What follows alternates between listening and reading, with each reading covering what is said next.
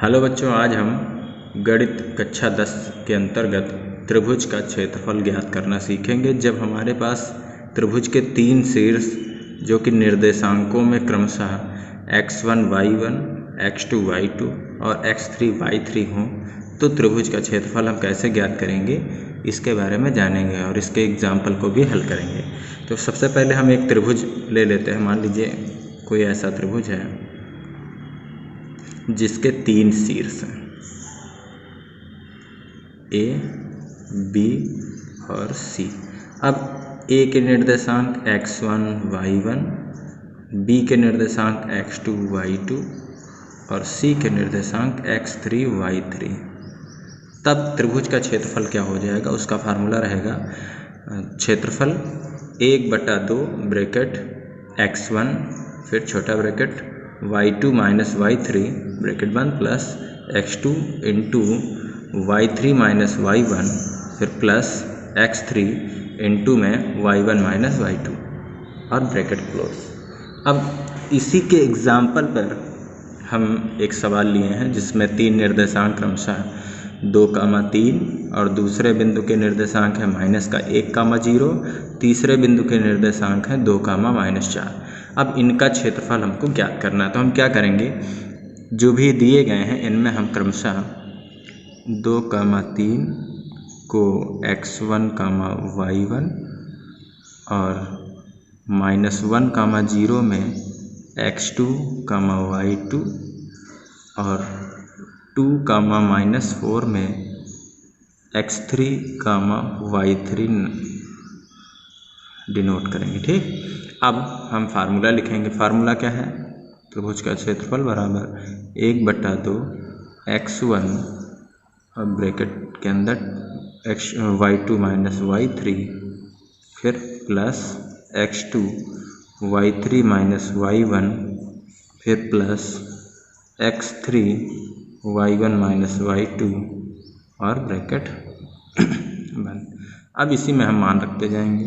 तो 1/2 x1 का मान क्या है 2, y2 का मान है 0, माइनस y3 का मान है -4 और यहाँ भी माइनस है तो माइनस माइनस प्लस का 4 फिर प्लस x2 का मान देखिए यहाँ -1 लिखा है तो -1 फिर y3 का मान है -4 फिर माइनस y1 तो माइनस सूत्र का और यहाँ पर y1 का मान है 3 फिर प्लस x3 का मान है 2, y1 का मान है 3 माइनस y2 का मान है 0।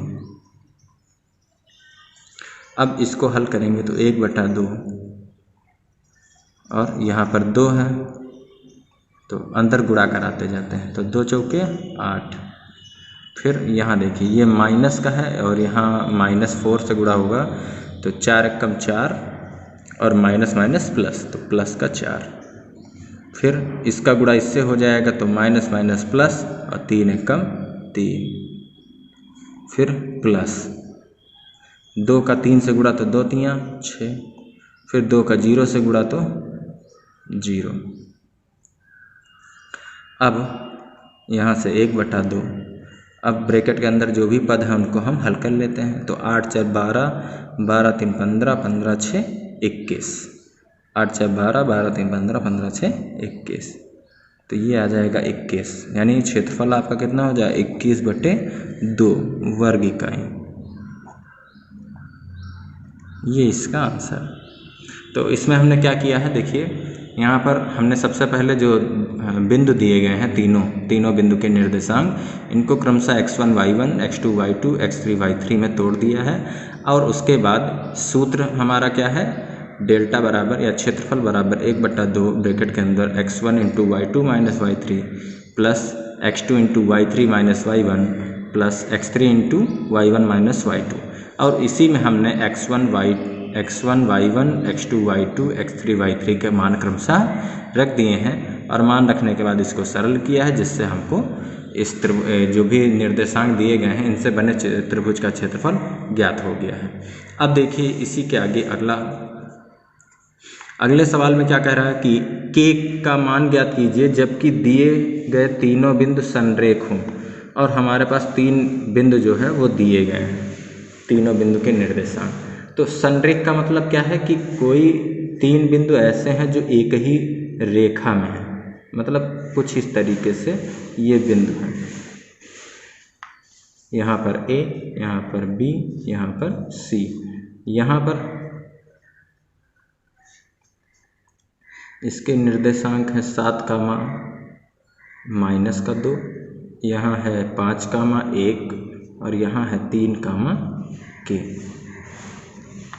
यहाँ पर हम इसको अगर यहाँ पर ही हम इसको क्रमशः x1 y1 x2 y2 x3 y3। अब देखिए 3 बिंदु तो हमारे पास हैं, लेकिन ये एक सीधी रेखा में है या संरेख होंगे तो क्या होगा, इनसे कोई भी त्रिभुज नहीं बनेगा। तो हमें क्या करना है, हमें फार्मूला यही अप्लाई करना है, ये वाला। लेकिन क्या करना है, इसमें त्रिभुज का क्षेत्रफल 0 के बराबर होना चाहिए। तो हम क्या करेंगे, सूत्र वही लगाएंगे और त्रिभुज का क्षेत्रफल 0 के बराबर दिखा देंगे। तो यहाँ पर 0 बराबर 1/2 ब्रैकेट के अंदर x1 और फिर छोटे ब्रैकेट में y2 minus y3 plus x2 into y3 minus y1 फिर plus x3 into y1 minus y2 bracket बंद। अब हम इसी में मान रखते जाएंगे। देखिए 1/2 ये इधर जाएगा 0 ही हो जाएगा। x1 का मान हमारे पास क्या है 7, y2 का मान क्या है 1, माइनस y3 का मान क्या है k, फिर प्लस x2 का मान क्या है 5, y3 का मान क्या है k, माइनस y1 का मान क्या है, y1 का मान है माइनस का 2 और यहाँ भी माइनस, तो माइनस माइनस प्लस का 2, फिर प्लस x3 का मान है 3, y1 का मान है माइनस का 2, फिर माइनस y2 है तो यहाँ पर माइनस का 1 ब्रैकेट बंद। अब 2 का इधर 0 से गुणा हुआ हो गया 0, 0 बराबर 7 का 1 से गुणा, तो 7 का 1 से गुणा 7, 7 का माइनस k से गुणा तो माइनस का 7k।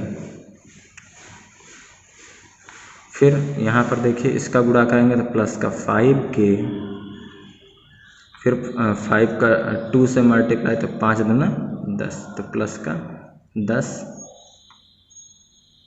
फिर यहाँ पर ये देखिए प्लस का ये माइनस का, तो प्लस माइनस माइनस 3 दूना 6, फिर ये प्लस ये माइनस, प्लस माइनस माइनस, तो 3 एकम 3। तो कुछ इस तरीके से पद हमको मिलेंगे। अब इसको हल कर लेते हैं। देखिए जितने भी k वाले पद हैं उनको एक तरफ, तो पहले उन्हीं को हल कर लेते हैं। माइनस के 7k में प्लस का 5k हो जाएगा तो क्या बचेगा, माइनस का 2k, क्योंकि ये माइनस ये प्लस है तो प्लस माइनस माइनस, और 7 में से 5 गया तो 2, बड़ी संख्या माइनस है इसलिए यहाँ माइनस। अब बाकी जो अंक हैं उनको हम जोड़ लेते हैं, तो 7 और 10 हो गया 17, तो यहाँ पर हो गया प्लस का 17, और फिर 6 और 3 9 और माइनस का 9। अब ये माइनस का 2k हम इधर ले आएंगे तो क्या हो जाएगा, प्लस का 2k, प्लस का 2k बराबर 17 में से 9 गया तो क्या बचा 8। अब k बराबर ये 2 इधर गुणे में उधर जाएगा तो बटे में, तो 2 एकम 2, 2 चौके 8, अर्थात k का मान अगर 4 हो जाए तो ये तीनों ही बिंदु क्या हो जाएंगे, संरेख हो जाएंगे। तो इसी तरीके से आप त्रिभुज के क्षेत्रफल संबंधी जो अन्य सवाल हैं उनको भी हल कर सकते हैं। अगर आपको वीडियो अच्छा लगे तो आप जो है इसे लाइक करें, शेयर करें और चैनल को सब्सक्राइब भी करें। धन्यवाद।